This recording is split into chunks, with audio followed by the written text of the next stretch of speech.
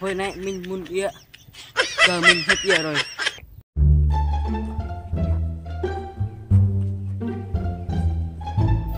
Ê, mày nghe tao hả?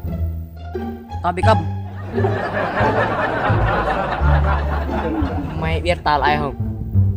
Không biết. Yo, tên tao là Giang Hồ. Giang, thằng này là Joe. Kinh là sao rồi đền. Vậy thì tao xa đen Hong Châm Bi. Cái gì đây? Tụi Ba Gang à? Mày đến từ đâu? Ta đến từ làng lá Na Du Huy. Thế mày đến đây có việc gì? Tôi đến đây nói cho hai bọn mày. Mày muốn hay gì? Tôi muốn đi ỉa mà hại chúng mình. Muốn đi thì đây đây. Hồi nay mình muốn ỉa, giờ mình hết ỉa rồi.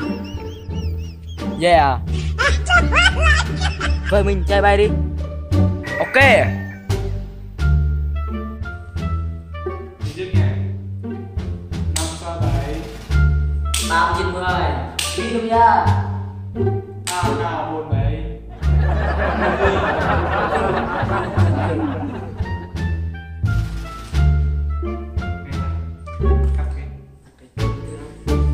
Các bạn nhớ cái kênh mình nha.